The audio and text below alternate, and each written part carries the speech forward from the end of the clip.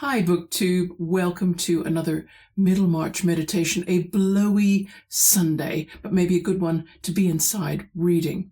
I think today we're going to be able to cover the whole of chapter 25, and I say that because if Middlemarch had been submitted as a more plot-driven, pacey kind of story, then I think an editor looking it over would have said about chapter 25, well, what we're getting here is just 7 pages of the characters acting the way we expect they would from what we already know of them, and also carrying out actions which they said they would carry out in previous chapters with no surprises and no additional knowledge gained. And therefore, if this were a more plot-driven, pacey novel, I could see the editor asking for this chapter to be cut.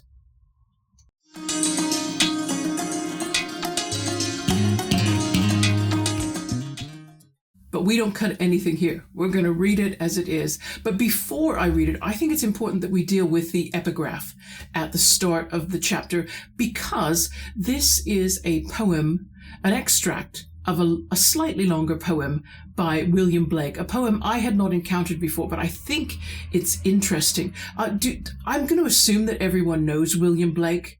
I feel that most of the people who regularly watch and comment would know. If there's anybody listening right now who thinks, yeah, William Blake, there's some links in my description box, just some quick things to bring you up to speed, okay? But I'm not going to give a biography here.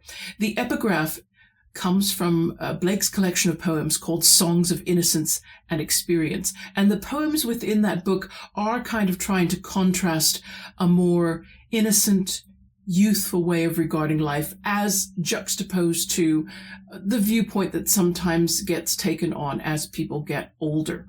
Now, so what we're going to do is we're going to read the poem in full. I'm going to put that on screen, and then I'm going to just talk about it a little bit, because I think talking through the poem is a good lead into this chapter, because although this is not a plot-driven, pacey sort of chapter, it is more revealing perhaps about the characters. And if we take the poem, what we can do is start to pull apart what the characters are doing and saying and evaluate them using the terms laid out in the poem. The epigraph is quoting from the poem, The Clod and the Pebble. Clod meaning sort of a clump of very clay-containing soil, as opposed to sandy soil. So soil that has a lot of clay in it clumps together very much, especially when it gets wet from rain. We have a lot of soil like that in England, clumps together really well, but it's also very soft. And if you step on a clod of clay, it just flattens and is no longer a clod. I'm not sure what you would call it exactly. And it compares it to a pebble, a very hard piece of mineral that has been worn smooth by the water erosion or wind erosion. In this case, it's water erosion because it's a pebble in a stream. And so these two things are being used as symbols of different kinds of approaches to love or opinions about love. And so let's read it. Let's just read it through once. The Clod and the Pebble. Love seeketh not itself to please, nor for itself hath any care, but for another gives its ease, and builds a heaven in hell's despair. So sung a little clod of clay, trodden with the cattle's feet. But a pebble of the brook warbled out these meters meet. Love seeketh only self to please, to bind another to its delight, joys in another's loss of ease, and builds a hell in heaven's despite. So what do we have here? The epigraph only quotes the first and the third stanzas, so you don't get to understand who's speaking. So you've got this clod of clay soil, which is saying that love is not about oneself. Love is about what you do and what you give to others. It's totally and utterly about giving. Describing qualities that I think Blake is wanting to associate with innocence, with youth, with that idealistic, maybe a little utopian outlook, definitely optimistic. Oh, this is all, it's going to be giving and we're going to build heaven and it's going to be lovely. It's also, notice though, completely self-sacrificing and self-denying and yielding. I think that's the point of choosing a clod of clay. It's something that's very soft, very pliable. Other people could work it. It could be shaped for other people's ends. And so the clod of clay is saying, oh, that's what love is. Love is when you just open yourself out to being shaped, pushed, molded, squashed, whatever, by other people's needs. You just give completely of yourself to others. That's love. And this builds a heaven. That's the clod's opinion. The pebble, on the other hand, very different, right? What kind of qualities are being expressed here? Love seeks only self to please, to bind another to its delight, joys in another's loss of ease. This is a very cynical point of view, probably one that could only be acquired by living life, right? By living life. It's obviously become very cautious, very cynical, antisocial to some degree, and possibly, I mean, if you took this to an extreme, psychopathic, right? This is about getting what you need. This is about pleasing oneself. Love is everybody's out to please themselves. Everybody's out to get stuff for themselves. That's all love is. Love is not, nobody's being altruistic or giving. That clod of clay's opinion is a load of rubbish. Really, love is just everybody's out to get what they want. So think about that. They'll build a hell for you if you go along with that. So it's a very pessimistic, very self-preserving, though, also outlook, you could say that. And it's a resistant outlook. Like it doesn't really want to change or be shaped. Hence, it is a pebble. It has hardened itself against any possibility of being molded or, you could say, manipulated, because that's what we do with clay with our hands. You make it into a pot. It's not someone who can be manipulated anymore. They have gone past that. They are that hardened. They have those kind of defenses up. It's a very experienced opinion. And it's interesting that Eliot should choose these two extremes of look at what is love. Is love about complete and total self-giving and self-denial and self-sacrifice? Or is it the opposite? Is it completely self-serving? Does it build a castle with a moat and sit the self inside that castle and go, there, this is love. When I feel safe and completely sheltered from any possibility of other people entrenching upon me, have I now defined this is what everybody does truly. This is what everybody's seeking when they say they want love. Now, what you could say is that neither the clod of clay nor the pebble really have a fully nuanced view of love and human interaction. And probably every day we and the characters in this book are having to make decisions that must strike some kind of balance between being a clod of clay and being a pebble. Which one is it? Pebble is too selfish, yeah? And clod of clay gives too much. They don't really love themselves at all, it doesn't seem to me. Pebble thinks you only love yourself. That's really all there is. There isn't anything else. The characters in this chapter, we're going to analyze them in terms of how clay-like or pebble-like are they being in their expressions to each other and the way they respond to other people. So now we're going to go into the text and we'll just read it through and think about the poem while we're reading. And then I'll talk a bit more about how I saw each character acting in terms of their clod-likeness or their pebble-likeness. Fred Vincy wanted to arrive at Stone Court when Mary could not expect him, and when his uncle was not downstairs. In that case, she might be sitting alone in the wainscoted parlour. He left his horse in the yard to avoid making a noise on the gravel in front, and entered the parlour without other notice than the noise on the door-handle.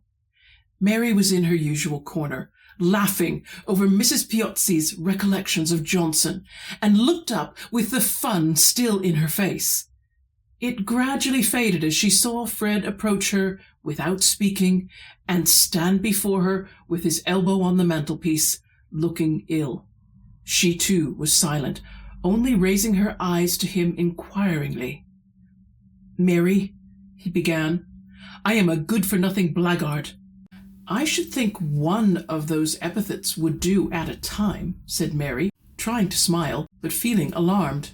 "I know you will never think well of me any more. You will think me a liar.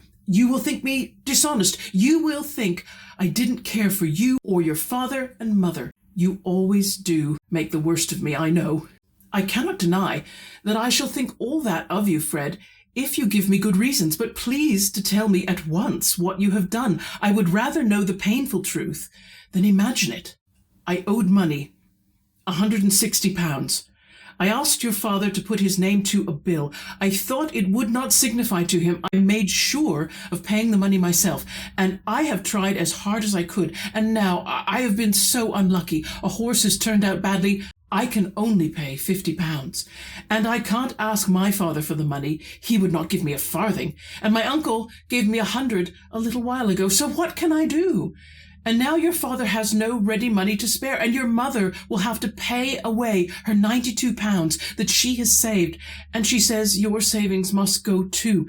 You see what a— Oh, poor mother, poor father, said Mary, her eyes filling with tears and a little sob rising which she tried to repress. She looked straight before her and took no notice of Fred, all the consequences at home becoming present to her. He, too, remained silent for some moments, feeling more miserable than ever. I wouldn't have hurt you so for the world, Mary, he said at last. You can never forgive me. What does it matter whether I forgive you? Said Mary passionately. Would that make it any better for my mother to lose the money she has been earning by lessons for 4 years, that she might send Alfred to Mr. Hamner's? Should you think all that pleasant enough, if I forgave you? Say what you like, Mary. I deserve it all. I don't want to say anything, said Mary more quietly. My anger is of no use. She dried her eyes, threw aside her book, rose, and fetched her sewing. Fred followed her with his eyes, hoping that they would meet hers, and in that way find access for his imploring penitence. But no, Mary could easily avoid looking upward. I do care about your mother's money going, he said, when she was seated again, and sewing quickly. I wanted to ask you, Mary, don't you think that Mr. Featherstone, if you were to tell him, I mean, about apprenticing Alfred, would advance the money? My family is not fond of begging, Fred. We would rather work for our money. Besides, you say that Mr. Featherstone has lately given you £100. He rarely makes presents. He has never made presents to us. I am sure my father will not ask him for anything, and even if I chose to beg of him, it would be of no use. I am so miserable, Mary. If you knew how miserable I am, you would be sorry for me. There are other things to be more sorry for than that. But selfish people always think their own discomfort of more importance than anything else in the world. I see enough of that every day. It is hardly fair to call me selfish. If you knew what things other young men do, you would think me a good way off the worst. I know that people who spend a great deal of money on themselves without knowing how they shall pay must be selfish. They are always thinking of what they can get for themselves and not of what other people may lose. Any man may be unfortunate, Mary, and find himself unable to pay when he meant it. There is not a better man in the world than your father, and yet he got into trouble. How dare you make any comparison between my father and you, Fred? Said Mary, in a deep tone of indignation. He never got into trouble by thinking of his own idle pleasures, but because he was always thinking of the work he was doing for other people. And he has fared hard, and worked hard, to make good everybody's loss. And you think that I shall never try to make good anything, Mary? It is not generous to believe the worst of a man. When you have got any power over him, I think you might try and use it to make him better, and that is what you never do. However, I'm going, Fred ended, languidly. I shall never speak to you about anything again. I'm very sorry for all the trouble I've caused, that's all. Mary had dropped her work out of her hand and looked up. There is often something maternal even in a girlish love, and Mary's hard experience had wrought her nature to an impressibility very different from that hard, slight thing which we call girlishness. At Fred's last words, she felt an instantaneous pang, something like what a mother feels at the imagined sobs or cries of her naughty, truant child, which may lose itself and get harm.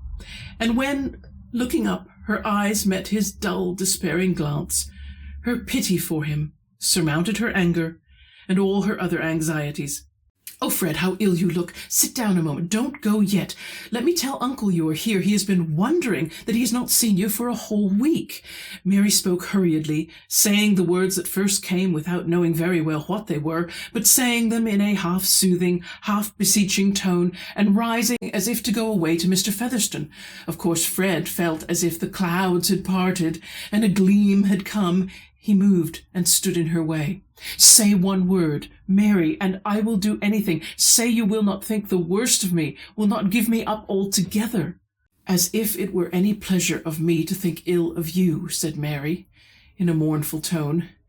"As if it were not very painful to me to see you an idle, frivolous creature. How can you bear to be so contemptible when others are working and striving, and there are so many things to be done? How can you bear to be fit for nothing in the world that is useful? And with so much good in your disposition, Fred, you might be worth a great deal. I will try to be anything you like, Mary, if you will say that you love me." "I should be ashamed to say that I loved a man who must always be hanging on others and reckoning on what they would do for him. What will you be when you are 40? Like Mr. Bowyer, I suppose, just as idle, living in Mrs. Beck's front parlour, fat and shabby, hoping somebody will invite you to dinner, spending your morning in learning a comic song. Oh no, learning a tune on the flute." Mary's lips had begun to curl with a smile as soon as she had asked that question about Fred's future. Young souls are mobile. And before she ended, her face had its full illumination of fun. To him, it was like the cessation of an ache that Mary could laugh at him. And with a passive sort of smile, he tried to reach her hand, but she slipped away quickly towards the door and said, "I shall tell Uncle. You must see him for a moment or two." Fred secretly felt that his future was guaranteed against the fulfillment of Mary's sarcastic prophecies. Apart from that anything which he was ready to do if she would define it, he never dared in Mary's presence to approach the subject of his expectations for Mr. Featherstone, and she always ignored them, as if everything depended on himself. But if ever he actually came into the property, she must recognize the change in his position. All this passed through his mind somewhat languidly before he went up to see his uncle. He stayed but a little while, excusing himself on the ground that he had a cold, and Mary did not reappear before he left the house. But as he rode home, he began to be more conscious of being ill than of being melancholy. When Caleb Garth arrived at Stone Court soon after dusk, Mary was not surprised, although he seldom had leisure for paying her a visit, and was not at all fond of having to talk with Mr. Featherstone. The old man, on the other hand, felt himself ill at ease with a brother-in-law whom he could not annoy, who did not mind about being considered poor, had nothing to ask of him, and understood all kinds of farming and mining business better than he did. But Mary had felt sure that her parents would want to see her, and if her father had not come, she would have obtained leave to go home for an hour or two the next day. After discussing prices during tea with Mr. Featherstone, Caleb rose to bid him good-bye and said, "I want to speak to you, Mary." She took a candle into another large parlour where there was no fire, and setting down the feeble light on the dark mahogany table, turned round to her father, and putting her arms around his neck, kissed him with childish kisses which he delighted in, the expression of his large brows softening as the expression of a great beautiful dog softens when it is caressed. Mary was his favourite child, and whatever Susan might say, and right as she was on all other subjects, Caleb thought it natural that Fred, or anyone else, should think Mary more lovable than other girls. "I've got something to tell you, my dear," said Caleb in his hesitating way. "No very good news, but then it might be worse." "About money, father? I think I know what it is." "Aye, how can that be?" "You see, I've been a bit of a fool again, and put my name to a bill, and now it comes to paying, and your mother has got to part with her savings. That's the worst of it, and even they won't quite make things even. We wanted £110. Your mother has 92, and I have none to spare in the bank, and she thinks that you will have some savings. Oh, yes, I have more than £24. I thought you would come, father, so I put it in my bag. See? Beautiful white notes and gold. Mary took out the folded money from her reticule and put it in her father's hand. Well, but how? We only want 18. Here, put the rest back, child. But how did you know about it? Said Caleb, who, in his unconquerable indifference to money, was beginning to be chiefly concerned about the relation the affair might have to Mary's affections. Fred told me this morning. Ah, did he come on purpose? Yes, I think so. He was a good deal distressed. I'm afraid Fred is not to be trusted, Mary, said the father with hesitating tenderness. He means better than he acts, perhaps, but I should think it a pity for anybody's happiness to be wrapped up in him, and so would your mother. And so should I, father, said Mary, not looking up, but putting the back of her father's hand against her cheek. I don't want to pry, my dear, but I was afraid there might be something between you and Fred, and I wanted to caution you. You see, Mary... Here Caleb's voice became more tender. He had been pushing his hat about on the table and looking at it, but finally he turned his eyes on his daughter.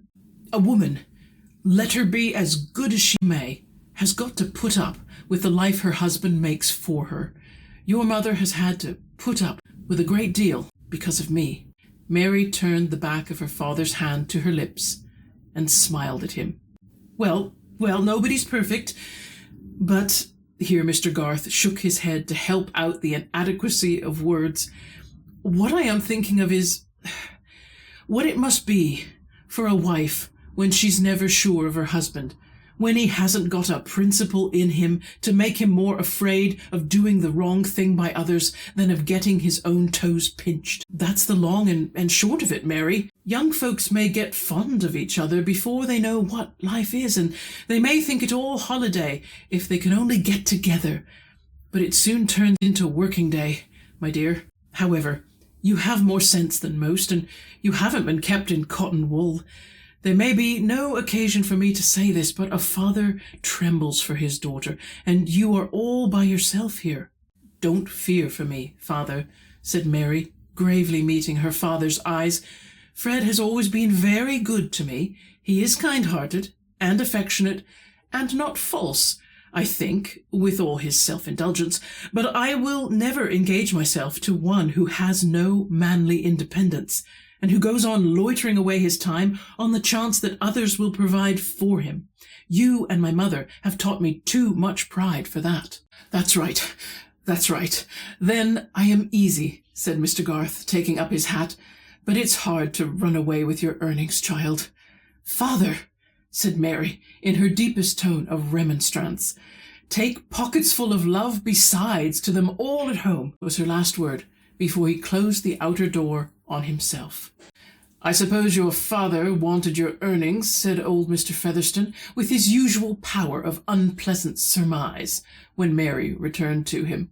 He makes but a tight fit, I reckon. You're of age now. You ought to be saving for yourself. I consider my father and mother the best part of myself, sir, said Mary coldly. Mr. Featherstone grunted. He could not deny that an ordinary sort of girl like her might be expected to be useful, so he thought of another rejoinder, disagreeable enough to be always apropos. If Fred Vincey comes tomorrow, now don't you keep him chattering. Let him come up to me. I'm thinking out loud in this section now, because I really didn't make any notes. It was only this morning as I was getting ready to film that I thought I need to look at all the characters who appear in this chapter and analyze them in terms of William Blake's poem, whether they are more clod-like or more pebble-like in the way they do love and they regard love. It's interesting that if I start with Fred, although Fred has a sentimentality and a sweetness that might make me assign him to give him the benefit of the doubt of being clod-like, in a way, I don't think he is. In a way, because his conversations with Mary always contain the first person pronoun. It's always I and me and I and me and mine. And if you would just do this for me, and if you would, always passively asking people to give him something rather than having something to give. It's strange because the pebble doesn't sound like someone who would beg, but the pebble is someone who recognizes that love is all about people just asking for things for themselves. So perhaps Fred is a clod of clay because he hasn't caught on to the fact that he isn't giving. He thinks he's a very giving, loving, sweet character, but in fact he's very selfish, and he can't believe it when Mary calls him that bald-face. How could she call him selfish? And yet it's blatantly clear that he is. I don't know if Fred falls into either category because I just don't think he has any understanding of love.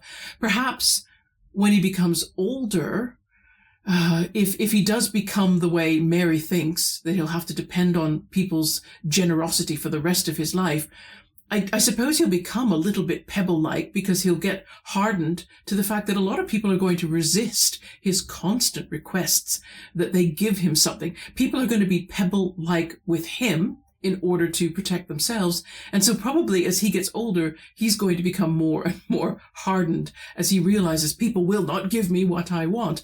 But effectively, he is approaching love as this should be about me. I should get what I need. That's what love is about. That's how I know people love me. Fred is certainly at no point asking what he can do for others. He only goes through the motions of being self-denying, as he has been when he went to visit the Garths, her parents, and now when he's with her. It's an appearance of self-denial because he wants something back. And what he wants is absolution. He wants people to say, this hard thing that you're doing, we are going to absolve you, and we're still going to love you even so. And of course, in that way, he still doesn't understand that he hasn't really given up anything. All the giving up has come from other people. And Mary is trying to tell him that. All the giving here, all the loving is happening from other people. It's not really coming from you, Fred. It's not really. He's not getting the sense of that. I'm not sure where he falls. He's so naive that frankly, I don't know. He uses the word love, but he understands it purely in terms of what's coming to me. He understands it the way a baby or a toddler would. What's coming to me? Do people love me? Well, where's my stuff? Where's my food? Where's my attention? Where's my warmth? Where's, I'll know that I'm loved when I get that stuff, and I'm getting it when I want it. Now, Mary's kind of interesting because she begins the conversation with Fred once she realizes why he's come. She goes a little hard on him. She does, doesn't she? She won't look at him. She won't make eye contact. She keeps her head downcast. She works on her sewing to try to calm herself because she's distressed for her parents. And although she says she couldn't be angry with Fred, there must have been at least a few moments of anger because she does say, my anger is of no use, meaning it must be there, Mary. It must be there. So she's trying to manage her emotions and keep herself to herself. And this is Pebble-like. She's preserving her own sanity.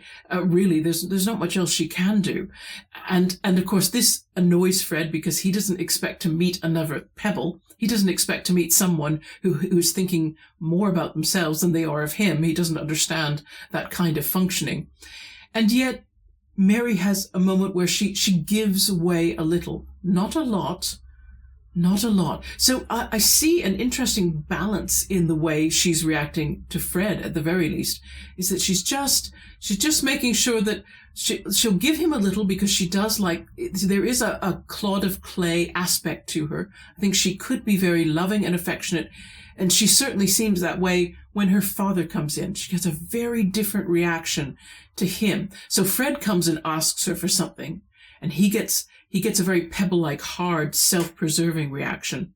Conversely, when Mr. Garth comes in, and of course she knows what he's coming for, so perhaps she's prepared herself better, but it's true that she reacts so differently to her father. Her father receives so much physical affection. She hugs, she kisses, she holds his hand. She puts his hand against her cheek. She puts his hand against her lips. She's extremely demonstrative with her father. But if she says to Fred that he shouldn't compare himself to her father, because her father, though he has made mistakes, always works to repair those mistakes. He always takes full ownership of what he's done, and then he works to make things good. So she sees her father's foolishness, if you like, differently than she sees Fred's, because Fred seems to never truly own responsibility for what he's done. He always seems to be expecting somehow that things external to him will fix matters. And certainly with the way he continues to hold out this certainty that he's going to become Mr. Featherstone's heir, he keeps hanging on to that as though that's going to be some kind of magic solution. He's still very magical. Again, very childlike in his thinking that fairies will just appear and give him pots of gold. It is kind of like that, except based on real world circumstances. Mr. Garth is so soft. He is so soft. He has got to be almost a perfect clod of clay. He never seems to seek to please himself, always to please others. And he kind of shows up the flaw in being a perfect clod of clay is that you just, as Mr. Featherstone says, and Mr. Featherstone is a perfect pebble, and that's why these two men, I think, feel so uneasy in each other's presence. They can't bear that the other person sits so at the opposite of where they are. Is that not true? So Mr. Garth is so completely malleable and allows himself so much to be used by other people and gives so much to others. And I can't remember what Mr. Featherstone's phrase is to describe him, that it's always a close fit. Where is it? He makes but a tight fit is what he says on page 258. He makes but a tight fit. Everything is so, and that's because he's so soft. He doesn't protect himself. He doesn't hold things to himself. Mr. Featherstone, on the other hand, is a perfect pebble. I've never, talk about experience wearing somebody down into a hard, cynical, I say wear down. I just can't imagine a young Mr. Featherstone being that much different. I mean, we don't know. We've not met young Mr. Featherstone, but it strikes me that early on he must have had some experience that hardened him. It makes me think a little bit of Ebenezer Scrooge, Dickens Scrooge, who had a terrible experience when he was young, and that's it. He just pulled up the drawbridge and stayed inside his stone castle, and nobody's coming near him because he knows what love is. It's about being put through pain, so we're going to stop that. We're going to protect ourselves fully. There. So even though there's not much plot that goes on, there's nothing that really moves this novel forward in terms of plot. There's no additional knowledge. We could skip this chapter, and I think we'd probably finish the novel and not have some kind of question mark in our mind going, did something happen that we should have known about? Because we knew that Mr. Garth was going to go see Mary, and we knew that Fred was going to go see Mary. So they've both seen Mary, and they've done what we expected they would do when they saw Mary. And Mary's response is pretty much what I expected she would do. So no surprises in this chapter, but I think the lovely thing that you can do with those 7 pages is just sit with Blake's poem and examine how the different characters show love. What is love to them? What does it mean to them? And how do they approach dealing with other people when they have emotional needs? It's just interesting to look at the characters that way. So in a way, it's not so much a chapter that moves the novel forward as a meditation on the different ways that people do love and how they see it. So I found that fascinating. The only other thing I will mention ever so briefly is at the beginning of the chapter, you have Mary reading, of all things, Mrs. Piozzi's book about Dr. Johnson. Now, some of you may not have seen the review that I did of Rebecca Romney's book, Jane Austen's Bookshelf. I think you don't even need to go see my review. I would say please just go read the book. It is a fascinating book which talks about the writers that Jane Austen admitted in correspondence that she admired, or she mentioned them in her novels, which is always a clue, and usually mentioned that she had read their books. And Mrs. Piozzi is one of these. And Mrs. Piozzi is interesting because she's disappeared from the canon of English literature. That is, and I can vouch for this, when I was taking the Open University English Lit survey course, we made a big jump after Shakespeare and Milton. We made a big jump right over to Jane Austen, and the only 18th century writers that we stopped to admire were, of course, Jonathan Swift and Alexander Pope and some of the others, but they were all men. I think Aphra Behn was the only exception. We stopped and looked at Aphra Behn, and that was a surprise because I'd never heard of Aphra Behn, but that says something.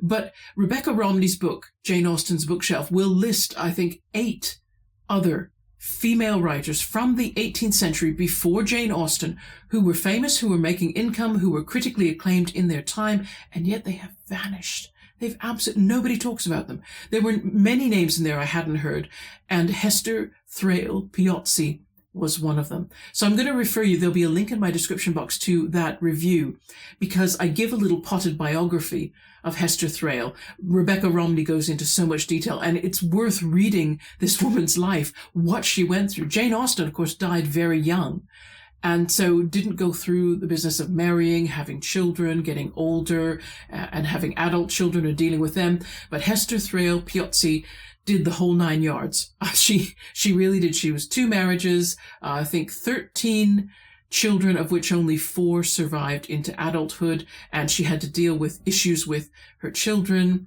And then there were friends. She was extremely good friends with Samuel Johnson. And her work about Samuel Johnson was based on the fact that he made many visits and extended stays at her home. He ate at her dinner table, and they were very good conversational friends. And it was a best-selling book in her time and afterwards, because as you can see, there's Mary Garth reading it and enjoying it, finding humor in it and laughing out loud and having that fun in her face until Fred comes in and spoils it, basically. So yeah, I would say please look up that review, but more than that, please go look up the book. If there's a way that you can get hold of it without paying for it, like I did. Try to find a library copy if you can, because I think the book is still quite recent, and so I don't know how many, well-priced secondhand copies there are, but it was eye-opening. It was eye-opening, and it says something about this process of creating canon. What is it really? What is it really? And it made me think a little bit about that. Anyway, I think that's all that I have to say for this Middlemarch meditation. It's been good talking to you again. I have finished a book that was gifted to me from Joseph Francis Burton called Poon by Francisco C. O'Neill Jose. And I'm in the middle of writing the review for it now, but I'm figuring that's what you're going to get midweek. And then what we'll do is a second Middlemarch meditation the following Easter Sunday. Yes, it's Easter Sunday next Sunday. Oh, looking forward to the Easter weekend. We're thinking that we haven't decided which day yet, go to Cambridge. Just mess around in Cambridge, because Cambridge is a university city, so bookstores, there's always bookstores, and they're good bookstores.